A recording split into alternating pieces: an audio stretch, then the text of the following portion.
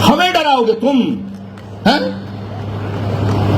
अरे मूर्खो, संस्कार किसने दिया भारत को? ब्राह्मण ने। संस्कृति किसने दी? ब्राह्मण ने।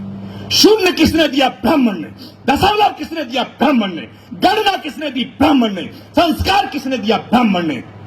तुम ब्राह्मण का कर्ज 1, 2, 100 साल नहीं, कई युगों तक भी अगर उतारना चाहो तो उतार नहीं सकते। लेकिन आज उन सबको बधाई देता हूं, और जिन लोगों ने ब्राह्मण होते हुए इनको सहयोग नहीं दिया, उनके लिए भगवान से प्रार्थना करता हूं कि उन्हें सद्बुद्धि दे कि वो अगले कार्यक्रमों में सहयोग दें। कि अगर तुम देश से जातिवाद को मिटाना चाहते हो तो ब्राह्मण को जातिवादी कहने की हिमाकत मत करो। अगर ब्राह्मण जातिवादी होता तो पूजा रावण की करता, मर्यादा पुरुषोत्तम भगवान राम की न करता। अगर ब्राह्मण जातिवादी होता तो रत्नाकर वाल्मीकि को महर्षि की उपाधि न देता।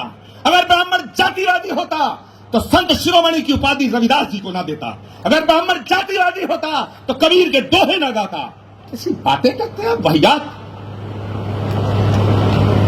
मैं कहना चाहता हूं कि अगले महाकुंभ में एक प्रस्ताव आए कि अगर भारत को जातिवाद से मुक्त कराना चाहते हो, और बड़ी मजेदार बात है, जातिवादी होने का हमला हम पर वो नेता करते हैं जो एक एक जातियों के नेता हैं, जिनकी हैसियत एक एक जाति की है। ये पिद्दी ना पिद्दी के शोर में ब्राह्मणों को धमकाने की बात करते हैं। मैं कहना चाहता हूं कि अगले महाकुंभ में एक प्रस्ताव आना चाहिए। यदि भारतीय लोकतंत्र से, भारत की राजनीति से जातिवाद को मिटाना चाहते हो, और भारत के संविधान में बाबा साहब अम्बेडकर ने यह व्यवस्था दी है, यह हमारा प्रेम्बल है कि भारत के अंदर धर्म, जाति और लिंग के आधार पर कोई भेदभाव नहीं होगा। तो यदि यह व्यवस्था बाबा साहब अम्बेडकर ने दी है तो आप विद्वान जन सोचो, फिर ये जातियों के नाम पर आरक्षण भारत को विभाजित कर रहा है। जो मेरे इस कथन से सहमत है, जरा हाथ खड़े करके मुझे। तो अगले महाकुंभ में यह प्रस्ताव आएगा कि भारत को जातिगत आरक्षण से मुक्त किया जाए, और दुनिया के अंदर अगर कोई जाति है तो 2 जाति है, एक अमीर है, एक गरीब है। अगर आरक्षण हो तो उसका आधार आर्थिक हो। 7 चीफ मिनिस्टर, 6 चीफ मिनिस्टर, आज पूरब से पश्चिम, उत्तर से दक्षिण हम देखते हैं, हमें नजर कोई आता ही नहीं।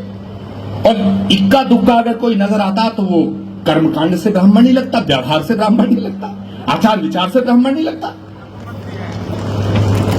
मैं आज इस मंच से निवेदन करना चाहता हूं मेरे दोस्तों कि यदि ये यात्रा, और मैं इसमें यतीन्द्रानंद जी का भी साथ चाहूंगा, क्योंकि यतीन्द्रानंद जी एक बहुत ही सिद्ध संत हैं, लेकिन भारत की सत्ताधारी राष्ट्रीय पार्टी के साथ हैं।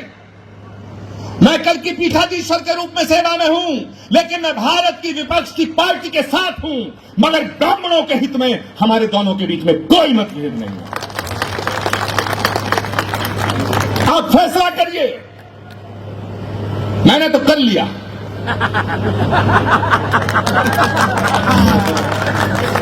मैंने तो कर लिया। मैंने कर लिया।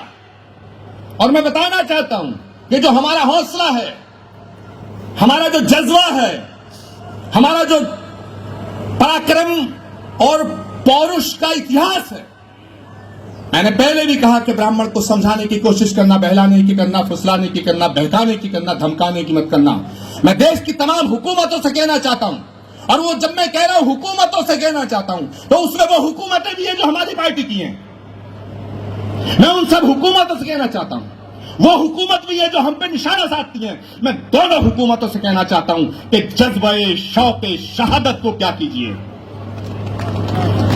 शहादत के शौक के जज्बे को क्या कहिए, कि जज्बे शौक शहादत को क्या कीजिए। आज हमने हथेली पे सर ले लिया, आज हमने हथेली पे सर ले लिया, और कत्ल होने से अब हम डरे किस लिए? कातिलों के मोहल्ले में घर ले लिया।